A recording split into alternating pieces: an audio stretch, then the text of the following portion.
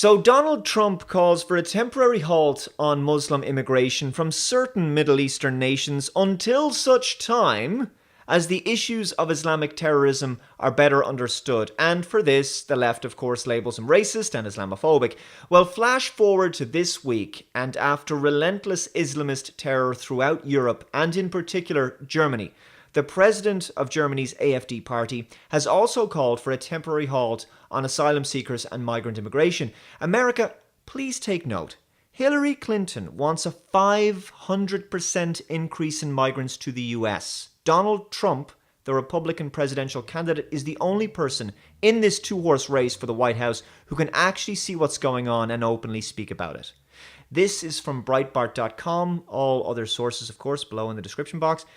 The vice president of the right-wing Eurosceptic Alternative for Germany, AfD party, demanded today a temporary end to the granting of asylum to Muslims in Germany, in a clear echo of the policies of Republican presidential nominee Donald Trump. According to Die Welt, Alexander Golland said, "We can no longer afford, for safety reasons, to let more uncontrolled Muslim immigration into Germany." He argued that the right of asylum for Muslims should be suspended immediately until all applicants residing in Germany are registered, monitored, and their applications are processed. We know that it's not all Muslims. We're trying to find out the ones that it is and the ones that it isn't. Seems pretty reasonable. At the beginning of this week of terror, Bavarian Governor Mr. Seehofer also called for an immediate halt to Turkey's EU membership negotiations. He said talks should stop now that Turkey breaks down the rule of law following the failed military coup in Turkey, where the president has had a subsequent authoritarian crackdown. He said Turkey is no longer any kind of democratic state and insisted that unrestricted visa freedom would mean importing Turkish national problems to Germany. The level of terrorist attacks taking place across this continent, in particular France, Germany, and Sweden right now, has become incredibly difficult to keep up with. It's gone from being once or twice per year, which obviously wasn't acceptable anyway, to 2 or 3 every couple of months, and now it's almost daily. Daily in Europe. How could European leaders not have seen this coming? Maybe they did. It's as if Europe is being systematically destabilized. Of course, leftist governments are now being challenged like never before and losing their credibility. Quick! Time to replace our native population by introducing a new welfare-dependent group who will vote for bigger and bigger government. In a video from the rebel media, Lawrence Southern walks around the Calais migrant camp to find only one actual Syrian refugee, just one. Where are you from? Pakistan. Where are you from? Afghanistan? Yeah. Where are you from? Pakistan. Pakistan? Where are you from? Sudan. Sudan? Where are you from? Sudan. Sudan? Where are you guys from? Where from? Egypt. Egypt. Where are you from? Afghanistan? Sudan? Sudan. And yourself? Syria. Syria? Yeah. You're the first Syrian we've met here. This is so exciting, hanging around with a bunch of Sudan guys, because everyone here is from Sudan and Afghanistan. One Syrian refugee we found. I believe European leaders are only too aware that the vast majority of these men are economic migrants. That's the point. The stories we're hearing now about an elderly priest having his throat slit in a church in Normandy, or a suicide bomber blowing himself up in Ansbach, these are the likes of stories we've been hearing for years from war-torn regions of the Middle East. I hate to break it to you, but these atrocities are now the norm across Europe as well. We've entered into a new unprecedented, dangerous era in European history.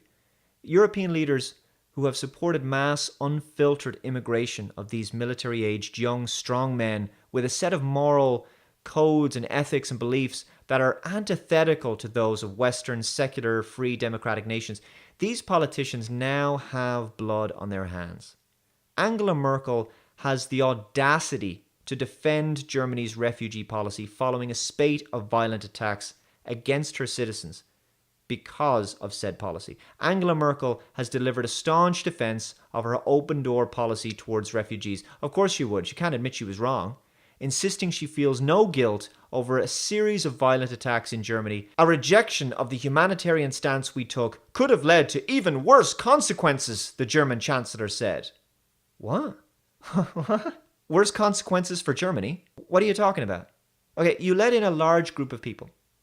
Many of them are peaceful. Some of them have very, very different views on how a society should function. They have very different views on women, on gays, on non-believers, on you name it.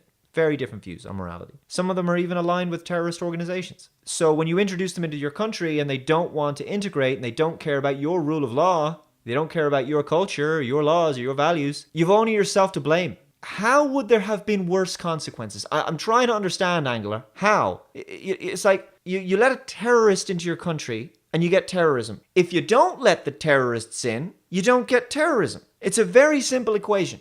How would the consequences have been worse?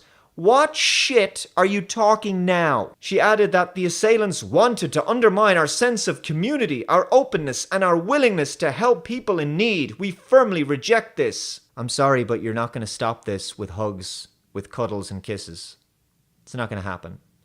Okay, you can have peace and love and unity and all those things, but in order to achieve those, you have to be willing to defend them. In order to have those things, you got to defend them. The West wasn't won with hugs and kisses. I'm sorry, it wasn't. In just 1 week, Germany has suffered an axe attack on a train, a mass shooting in Munich that killed 9 people, a machete attack in which a pregnant woman was killed, and the aforementioned Ansbach suicide bombing. 3 of the attacks were carried out by refugees, and 2 of them, the axe attack in Würzburg, in which 4 people were injured, and the suicide bombing in Ansbach, were believed to have an extremist motive. Appearing resolute and unruffled by the events of recent days, Merkel, who had interrupted a summer walking holiday in South Tyrol to attend the press conference, insisted authorities were carrying out detailed analysis of the attacks and would announce concrete measures that will be taken as a result of them. Yes, new counter-terrorism policies.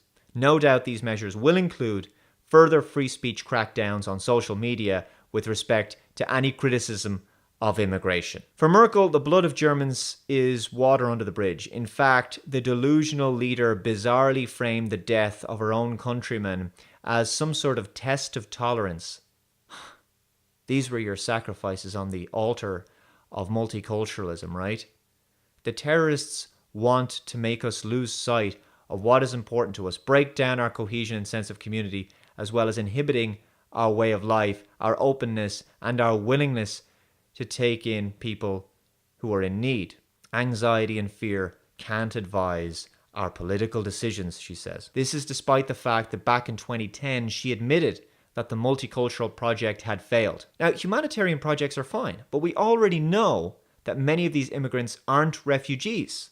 So that part of your statement makes no sense. Secondly, the terrorists are already winning because your new increased security measures and police checks will impact upon the average German citizen's life adversely anyway.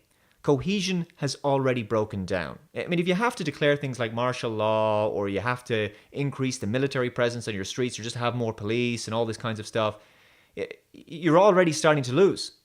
You've lost the peace and unity and freedoms that you had before this violence broke out. People are scared out of their minds thanks to your policies.